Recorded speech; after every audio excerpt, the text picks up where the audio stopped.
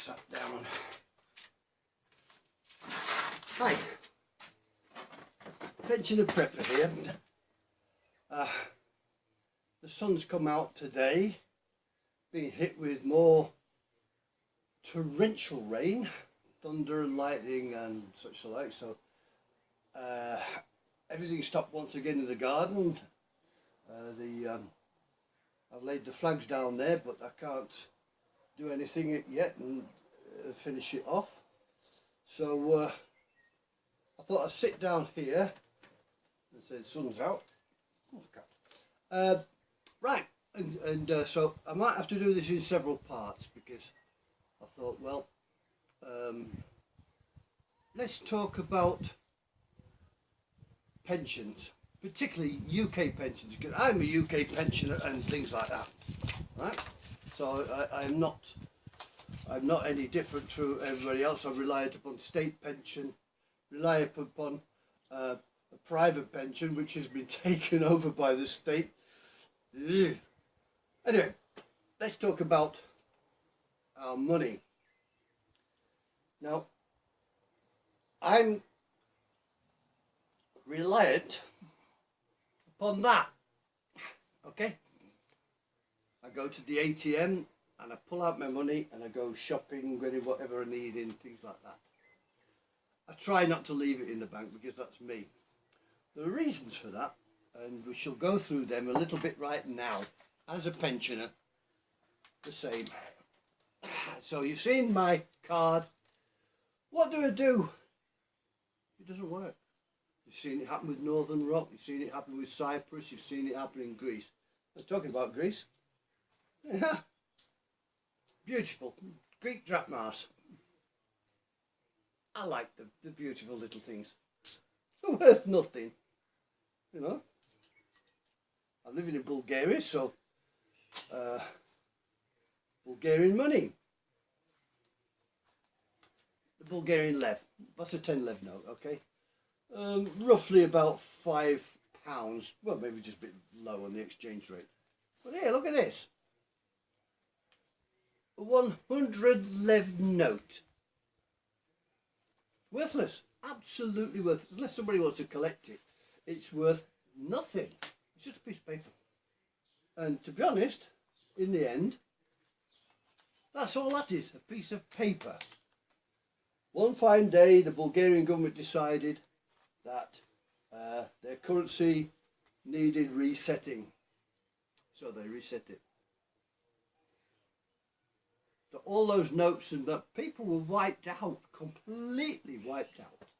And struggling. I mean, Bulgaria is one of the poorest countries in the EU, has been ever since the fall of the communists. Their money was absolutely worthless. They've aligned themselves to the euro, which I have big reservations with, but that's a different matter. So, you're in Britain, you're a pensioner, you're thinking, what the hell do I do if my money, the banks go, you got it, and your money becomes valueless? And it will, I'm sorry, it will. So, as I say, I'm a prepper. So, I buy this. Silver bars, but I buy silver coins, mainly in silver euros, which obviously are a recognisable country. But I would not recommend buying these in Britain. Why? Because Britain charges 20% on silver. You used to be able to trade with European mint and silver to go in Germany and Estonia, which meant you had to pay carriage, but you did not pay 20% on top in VAT. But that's not open to you in Britain. It certainly won't be in future. So what do you do? There you are. There's a nice little one. Gold bar. It's a 1 gram gold bar. Costs less than £50, and it does rise and fall with gold, and it maintains its value. But the thing is, with a 1 gram bar, to my point of view, if you need to trade, now how are you going to trade an ounce bar? I mean, it's over £1,000 an ounce. That's more manageable. It's also more affordable to you and I as a pensioner. Now I got this in Britain from a place called UK Gold. So they charge you a little bit over spot price for this, but they don't charge VAT on gold. So that comes postage free in the UK. I can't get it out here because I have to get it sent to my brothers in the UK, and then I'll collect it whenever I'm going down there, collect them. So that is a good alternative to leaving cash around. Obviously, if you've got, say, £1,000 in cash, it's worth nothing to you if that suddenly becomes of no value. That will always have its value. Okay? So bear in mind, you're a pensioner, you're not going to be able to afford massive amount of whatever to put away, but if you save a little bit of your pension, get a piece of gold, okay, just don't get into any, well, you can't get debt in it anyway, but you've got to budget, you've got to think very tightly of your budget. I'd put that gold, this, at the heart, the very heart of my financial prep. Even if it's small amounts. Remember the Tesco's advert, every little helps. That's always exchangeable. Even if they reset the currency and they say, oh, I'll give you £1 for every £10. So, and that's happened. It's happened in more than one country where they reset the currency and you've gone along with your pound coins or your francs or whatever, and it's worth nothing. The government will give you whatever they want for it, even nothing. The gold will always have value. Always it's had that value for 5,000 years or more. It'll have that value. If we're still around another 5 years, it will still have value. So that's the for you pensioner preppers out there like me. But let's talk about something else while we're at it. Home security. I used to live in a place called Sheffield. I lived in a place called Burngreave, which was a high immigrant area, high crime, high drugs, and such like. I moved over to Shirecliffe, which was not the same, but it still had things, but high drugs and that. Now, if it hit the fan, you walk out your door in these communities, you are looking at your warlords. They are the people that's going to prey on you. A druggie is going to break into your house for anything valuable or medication and things like that, and they are going to take whatever they can to sell to get their drug to the warlords, because they're the ones that are selling the drugs. They're the ones with arms and ammunition as well. So think about it. Locks. Think about your security. Right? You're not going to beat those warlords out there. The best thing you can do is do the best to keep them out. Okay? Don't let them in the first place if you can help it. And I will talk about arming yourself, although I think, to be honest, in the inner cities, I think that's bloody futile. I'll talk that a bit later, because just giving a few tips as a prepper. And don't forget, sewing kit. You're not going to know how to buy your clothes in. But before I go on this part one, little tip. You ever get bags, shopping bags and things like that? A lot of people throw them out, but you know, because they get in the way and things like that. Toilet roll. Put them in there. Nice and tidy. And manageable. Simple as that. And another tip, is if you're going to buy out tin food, which is for preservation, buy jar food. Save the jar, damn useful. You can put sugar in there, flour in there, beans, peas. You can even use it to preserve, because it will reuse as a canning medium and things like that. You've already bought it because you've already bought your food inside, and it's reusable, unlike the can. Keeps the mice off, keeps the bugs off. Great. Anyway, I'm going to have to move to turn this off a second. Oh yeah, just one more thing. If you're storing food, you like to have it nice and tasty, don't you? Right? So you want to buy some spices and things like that, yeah? But ground spices go off. They do, I know that. So why not just get yourself a pestle and mortar? This one's a wooden one. Grind your own spices. Right? You can store more spices, coriander, whatever, in seed form. And basically you roast it up and grind it up. There's your spice. Anyway, I'm going to have to move to turn this off because I haven't got really a very good system here, because it's only on my phone. So that's part one. So Pensioner Prepper, wishing you a very good day for now, and I'll get on with part two. Right, back again, Pensioner Prepper again, me, for part two. Okay. You're an old codger like me, old goat. So what's going to be useful for you? I'll tell you what's bloody useful for me, from time to time. My walking stick, right? A nice stout heavy walking stick for getting about with, you know, so use it for pushing a little bit of self-defense, but that's a by the by. The walking stick for me is essential. And you know, here's another essential, two things for me, well, three things actually. Spare glasses.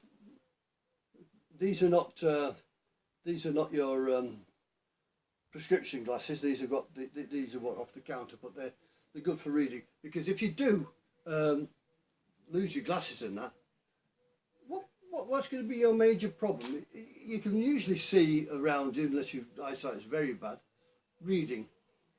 So, reading glasses. Well, you're on the way of glasses. Clip on, this is for me, clip on sunglasses. Right. I drive, bright sunshine here, but often I have to drive through tunnels. Now, a reactor light, you go into a tunnel, you're blinded for a moment. These you flick up before you go in the tunnel, no problem. But the point is, sunshine, too much sunshine, gives you cataracts if you don't watch it. So that's a useful item to me, for me. Another useful item, magnifying glass. Obviously, an old codger you want to read, but your magnifying glass is there. The other thing a magnifying glass is useful for, fire lighting. You done it with nip house, you've got a magnifying glass and you've burnt your fingers, or burnt your hand, or things like that, or whatever. A magnifying glass has a myriad of uses. Great stuff. And they're not expensive. Not expensive at all. You go down the market and buy one for 50, 60 pence. Now, another essential.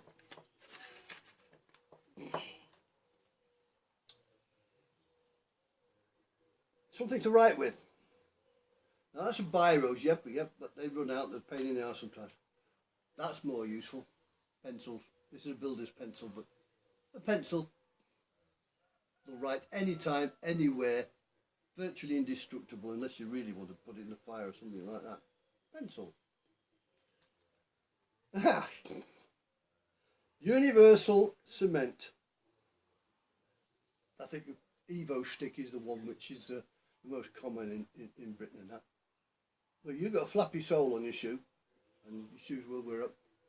That'll go a long way to fix it for a while. It does other things as well. So that's a useful item.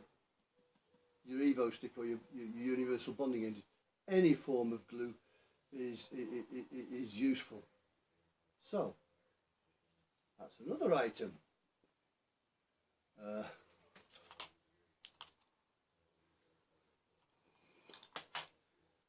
I got this at Lidl's the other day. Knives, cooking utensils, spare cooking utensils, they are essential.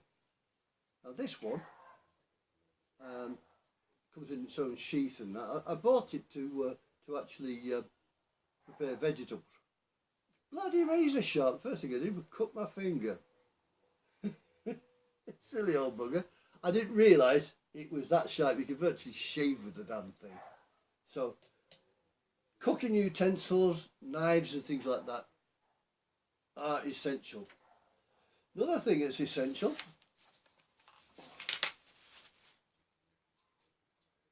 scissors. Always keep scissors. More than one pair. Keep scissors. Right? You'd be lost without them. You've got your sewing kit, but you still need scissors.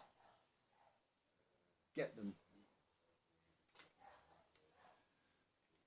So I look over here, see what I've got over here.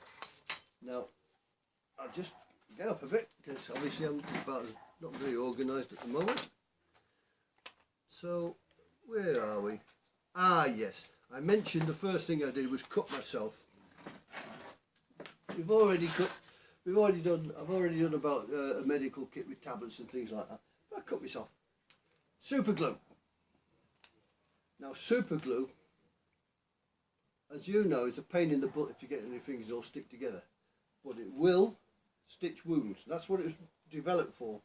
I believe in Vietnam they used to use this for quick stitch from on wounds and that. So super glue.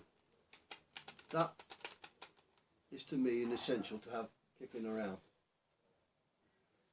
So we come on to other things that are essential. Lighting. Now this is quite one because it's basically got a solar panel in the top and it's on that, and as I say, it's quite useful because it's got these handles and it's a lamp. Okay, I've got several of these. Always get several are a good thing. More than one is always a good thing. So that's solar. This is rechargeable off the mains. Great lamp while the mains are on.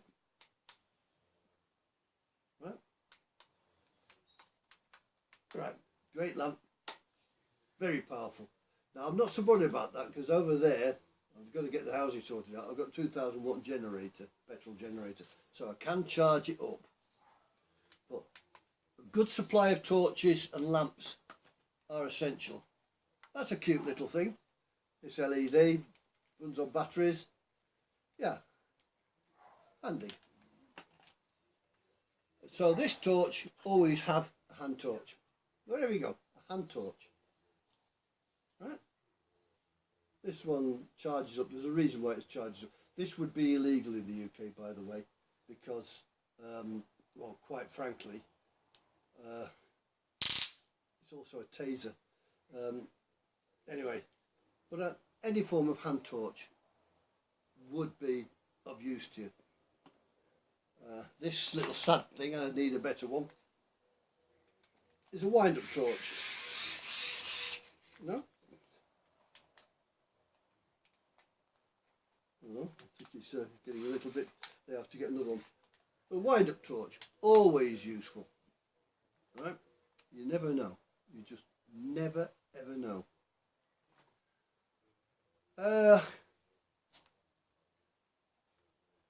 That is a solar power pack. Charge it up and it will charge my palm top. It will charge it. Very useful. Okay, you might have the internet still running or whatever, use the Wi-Fi, maybe the phones are still running, I don't know. But certainly you can use the palm top for many things. Last but not least on this little bit, okay,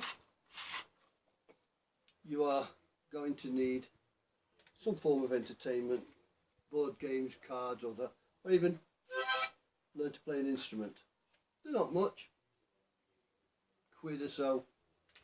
I mean, I've got guitars. I played them for years, so I'm well furnished with instruments. But learn to play an instrument. If you haven't learned before, take the time to learn now. So there you are, just part 2. Okay. Now I'll just have to move up again on this and switch it off. Pensioner Prepper, which is a good. Oh, Pensioner Prepper part 3. Right. Oh, I've had to do it like this because the sunshine will totally blare out this, so I have to walk around there and anyway. So the land will take a few days to dry up. So let's go for another essential prep, shall we? No matter where you are, whether you're bugged out or whatever, bugged in or whatever, you're going to have to make repairs. Now, if the electric's gone, your power tools are about as much use as a square wheel. So you need to get hand tools of any sort, which is useful. I mean, that's a lever bar, I use that. I have several hand saws. This is one for floorboards and that. That needs tightening up. Let's have a look. You also need measuring stuff, because you need to measure out, and we're back to our pencil again. As I mentioned, a pencil's more useful than a bloody biro or something like that, and it's more useful, more than one measuring thing. Hammer, most underrated tool under the sun. A hammer, floor hammer for digging nails out, whatever. Now I prefer the ash handled ones. Okay, they might look old fashioned because I don't think I think the ones that's all metal and that, they always feel unbalanced to me, and got a good grip on this, and I got arthritis in my fingers and that, and it's not massively bad, but I've got it, and I suggest so will a lot of you.